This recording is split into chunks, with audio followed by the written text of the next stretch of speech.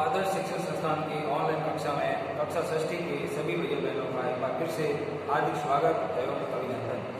प्यारे भैया बहनों, आज हम विविधता भेदभाव अध्याय में भेदभाव के कारण दलित व निम्न वर्ग पर पड़ने वाले प्रभावों के बारे में चर्चा करेंगे कि इससे ये समाज का जो वर्ग है वो कितना प्रभावित होता है, उसके जीवन पर क्या प्रभाव पड़ते हैं। तो सबसे पहले हम उनके साथ में होने वाले भेदभाव के कारण जो प्रभाव पड़ता है उसका जो प्रथम बिंदु है जिसके कारण वो प्रभावित होता है वह है समाज में उसको सम्मानजनक स्थान प्राप्त नहीं होता। तो भेदभाव एक ऐसी चीज है जिससे कोई भी मनुष्य पीड़ित हो सकता है, ग्रसित हो सकता है। तो दलित वर्ग इस भेदभाव जैसी सामाजिक बुराई से ज्यादा प्रभावित है और इसके कारण समाज में उसको वह सम्मान व स्थान प्राप्त नहीं होता है जिसका वो हकदार होता है। सामाजिक व्यवस्था के कारण उसको समाज के अंदर हीन समझा जाता है, हे दृष्टि से देखा जाता है, उसके साथ में घृणापूर्ण व्यवहार होता है। तो सबसे ज्यादा भेदभाव से दलित व्यक्ति ही प्रभावित होता है। दूसरा है, इस भेदभाव के कारण उसके जो बच्चे हैं वो शिक्षा से वंचित हो जाते हैं। उसके बच्चे अच्छी पढ़ाई नहीं कर पाते हैं क्योंकि समाज का सामाजिक ताना बाना उनके बच्चों को आगे बढ़ने से रोकता है। क्योंकि समाज के लोग दलित वर्ग का एक बच्चा जहाँ बैठेगा वहाँ पर अपने बच्चे को नहीं बैठाएंगे और यदि किसी स्कूल में यदि उसने एडमिशन या प्रवेश ले भी लिया तो उस वर्ग के लोग वहाँ पर दबाव डालकर उसको वहाँ से निकाल देंगे। तो उनके बच्चे अच्छी शिक्षा भी प्राप्त नहीं कर सकते, न ही उन उच्च वर्ग के बच्चों के साथ में बैठ सकते हैं।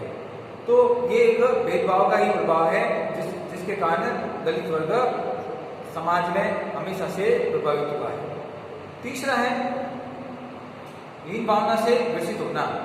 भेदभाव के कारण दलित व्यक्ति मन ही मन बहुत ही हीन भावना से पीड़ित होता है, दुखी होता है और जिस भगवान को मानता है उस भगवान से कभी न कभी वो प्रश्न भी करता है कि तुमने ये क्या सामाजिक व्यवस्था बनाई है, उसे प्रश्न भी करता है। क्योंकि उसका एक ही सहारा होता है, ईश्वर होता है, लेकिन समाज की सामाजिक व्यवस्था उसको आगे बढ़ने से रोकती है, उसके साथ में बुरा बर्ताव करती है, जिसके कारण वो हमेशा ही हीन भावना से ग्रसित रहता है। अगला जो प्रभाव है भेदभाव का वह है इच्छाओं का मर जाना।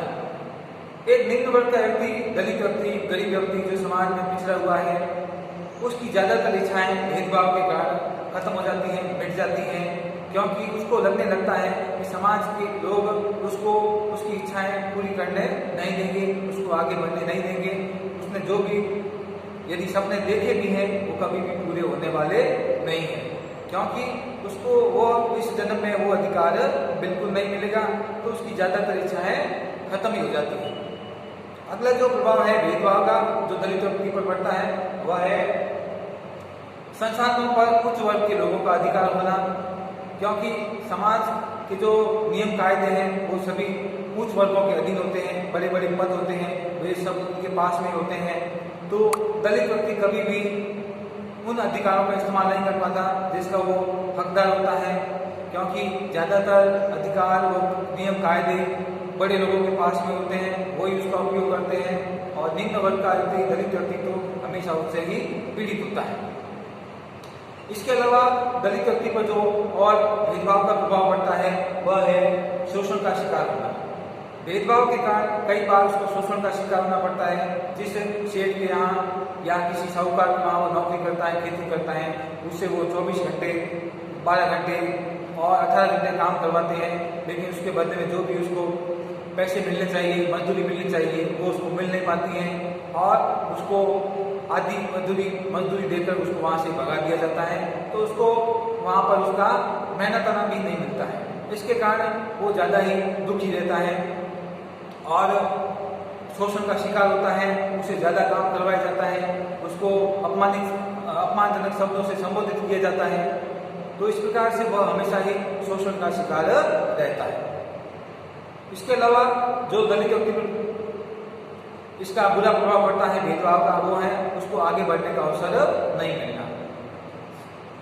क्योंकि समाज के अंदर सभी वर्ग के लोग आगे बढ़ने के लिए हमेशा तैयार रहते हैं, अपने बच्चों को अच्छी शिक्षा दिलाने के लिए, अच्छे कपड़े पहनाने के लिए और अच्छी स्कूल में एजुकेशन दिलाने के लिए और अच्छी से अच्छी नौकरी करवाने के लिए जो उच्च वर्ग के लोग हैं वो हमेशा अपने बच्चों के लिए व्यवस्था करते हैं। लेकिन एक दलित व्यक्ति है वो कभी भी इस प्रकार का सोच नहीं सकता है, ना ही कभी भी अपने जीवन के अंदर अपने बारे में कुछ अच्छी बात सोच सकता है, क्योंकि यदि वो सोचता भी है आगे बढ़ने के लिए, लेकिन समाज के नियम कायदे रीति रिवाज सामाजिक व्यवस्था उसको बढ़ने से रोकती है।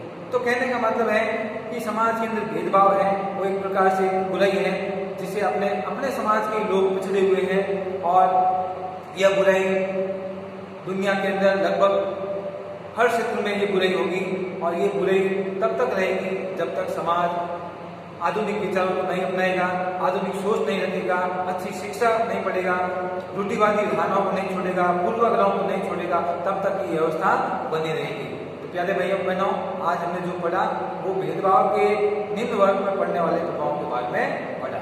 अगले बिंदु के अंदर हम कुछ और पढ़ेंगे, तब तक के लिए बहुत बहुत धन्यवाद।